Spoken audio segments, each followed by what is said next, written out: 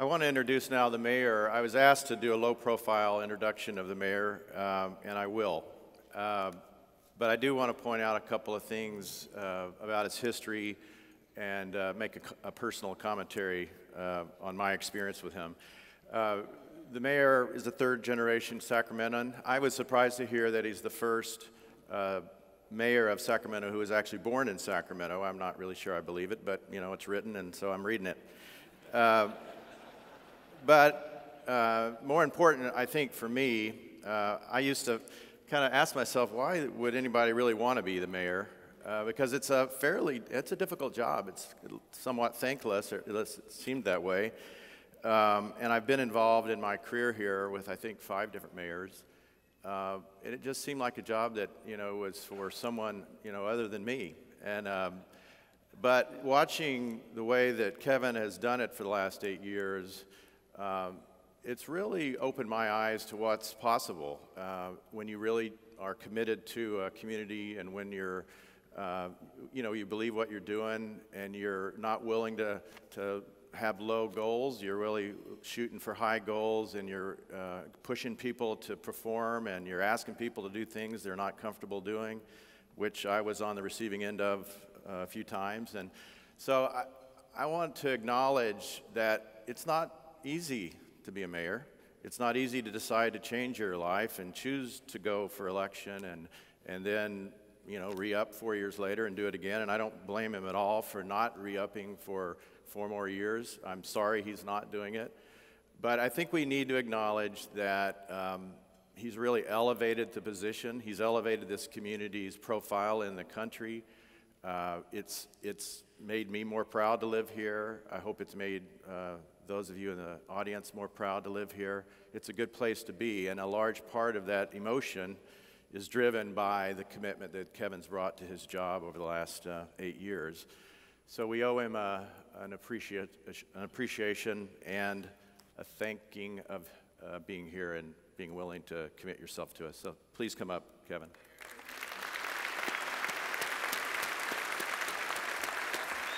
Thanks. I appreciate that. Great. Yeah, thank you.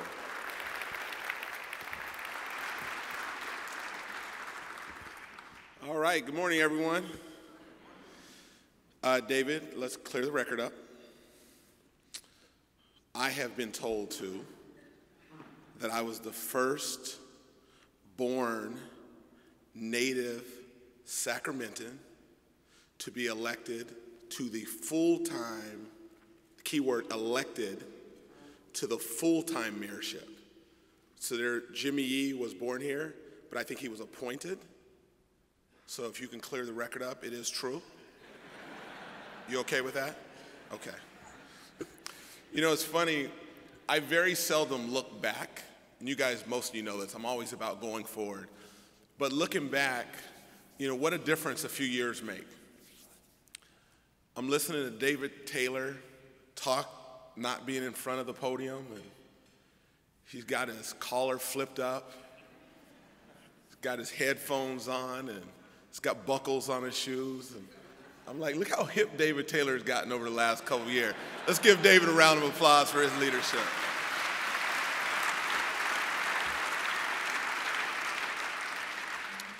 I also want to, you know, recognize David as an incoming, you know, chair, and he's been a trailblazer in his own right. And I think what I've learned as a mayor, what each mayor gets to do is they stand on the shoulders of the previous mayors.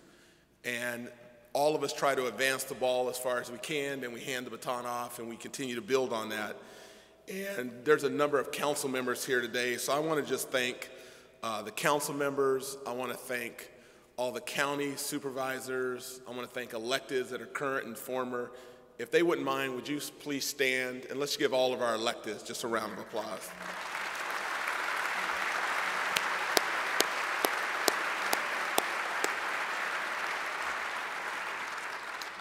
I also want to thank our city staff. I don't know if our city manager's out here somewhere. There he is. I want to thank John, our city manager, our city staff. These folks work tirelessly behind the scenes. They never get the full credit they deserve. And if you wouldn't mind, just giving our public folks who work a round of applause as well.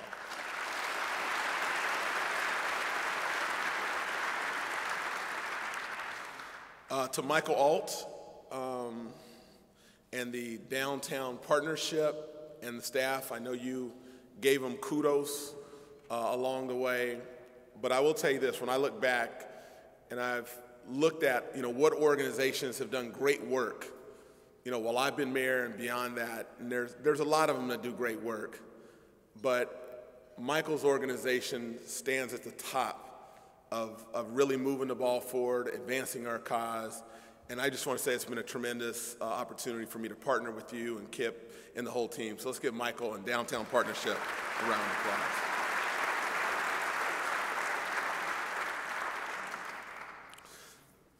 Michael, one of the things I remember when we were here last year, we had Mark Rowland, talking about Vegas, and he did his video, and I was like, man, that's a really cool video. But what they did is they told their story in an effective way, and I think what you're seeing today as we look back is we have an unbelievable story to tell as well. And Mike, with all due respect, this is my 7th or 8th one of these, and I remember what you used to do. You used to have to sell downtown, and I don't know if we were buying it, but you were selling it. And you hear them today rattle off all these big numbers that are truly happening in downtown. So I looked at my notes. Here's the things that you used to say. You used to sell downtown and say things like, we are now synchronizing our stopping lights. That was one year. The next year he would say, you have no idea the amount of traffic calming measures we have downtown. And then the one that was my favorite, after 5 o'clock, we have people dressed in yellow, and they have the trash grabbers, and we pick up blank bags of trash per hour. And that was his pitch. That's what he was selling. Look at the difference a few years make. Let's give it up one more time for Michael Alt.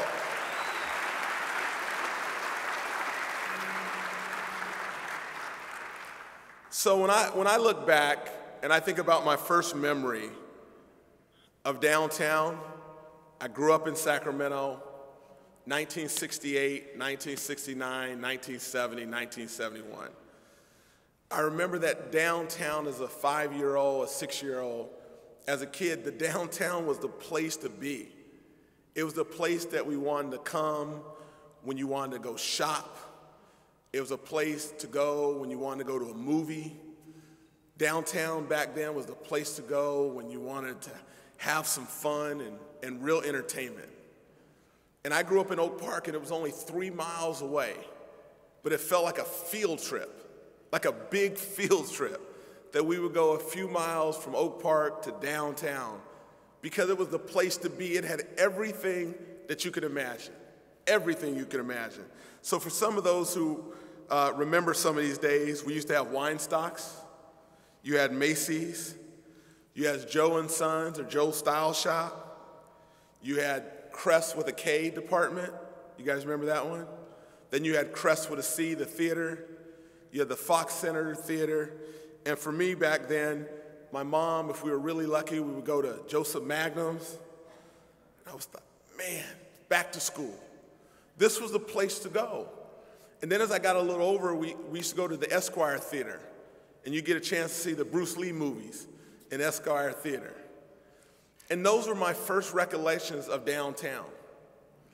Then I fast forward, and I remember playing in the NBA. And we would travel to all these cities around the country as an NBA player, and growing up poor in Oak Park, traveling to 29 other NBA cities, they were like field trips again. They were like free field trips that I would get to visit 29 other cities.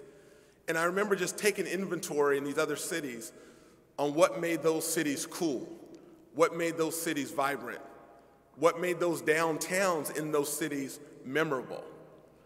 And this story is the one that put it all in perspective for me. My last year in the NBA, playing for the Phoenix Suns, we were staying downtown at the Hyatt Hotel. And after the game, we were on a team bus, and we were driving down to Oakland. We were playing against the Warriors the following day, and we were on the team bus. And I asked my teammates what were their favorite NBA cities. And a lot of it had to do with the downtown. And as you can imagine, their favorite NBA cities were LA, Chicago, New York, some said Atlanta, some said DC. Then I asked them what were their 3 least favorite NBA cities. This is what they said: Milwaukee, Salt Lake City, and Sacramento. And I was like, oh. So, what do you mean Sacramento? And they're like, isn't this supposed to be the capital of California? I'm like, yeah, we're the capital of California. They say at 5 o'clock at night, it's a ghost town. It shuts down. There's nobody downtown. And what makes it even matters worse, they said at 9 o'clock at night, you have to order room service in your hotel because there's no restaurant open after 9 o'clock at night. So fast forward, in my looking back moment, when I ran for mayor, I hate to admit it, I ran for mayor because I wanted to be a mayor of a cool city. And if you look at all the things that are going on right now, there is no doubt that Sacramento is on track for being one of the coolest cities in America. So give yourselves a round of applause.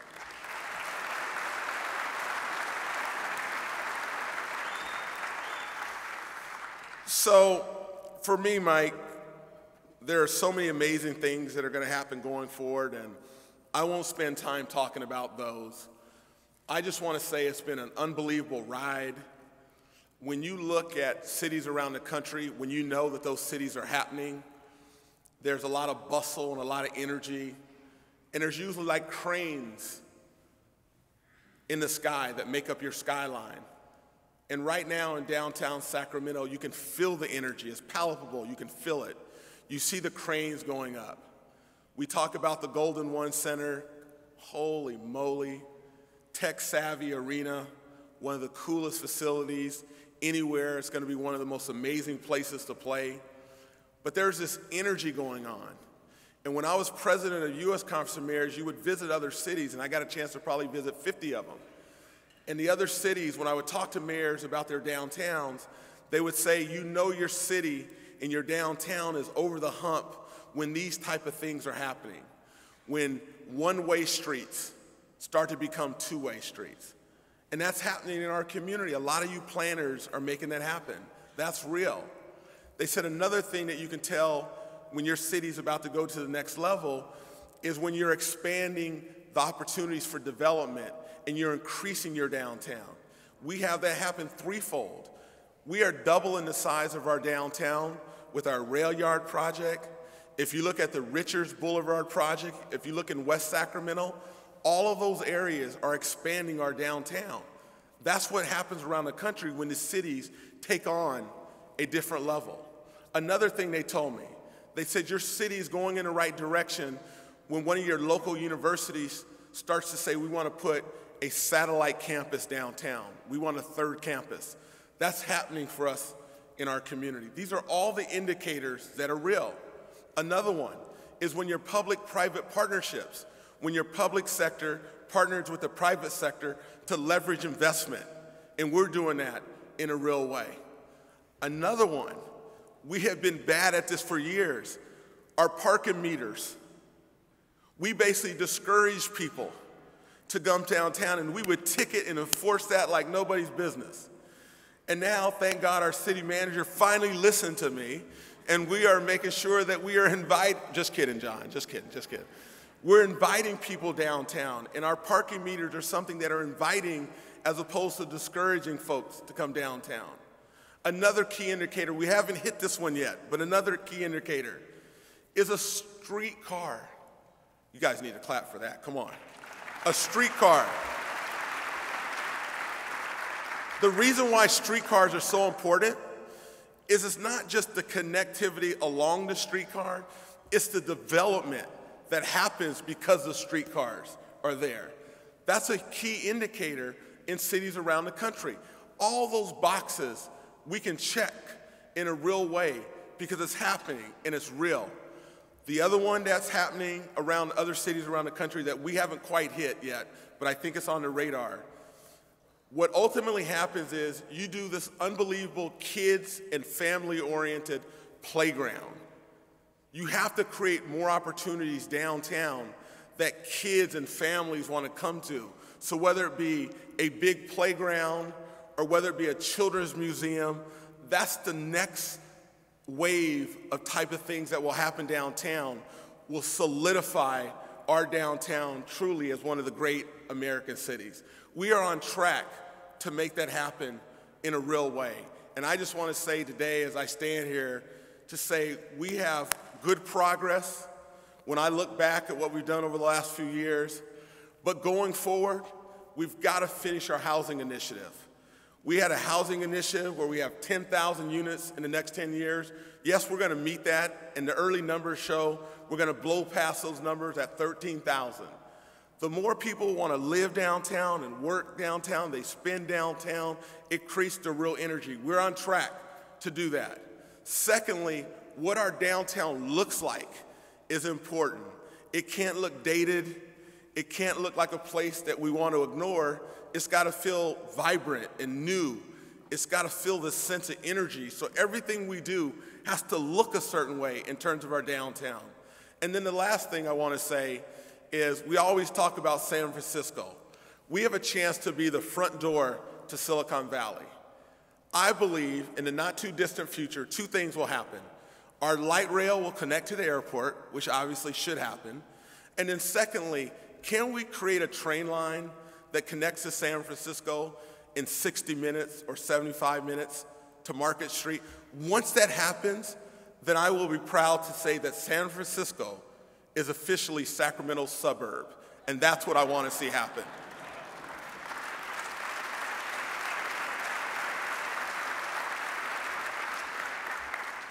So I just want to encourage us as we go forward in 2016, let's just keep telling our story.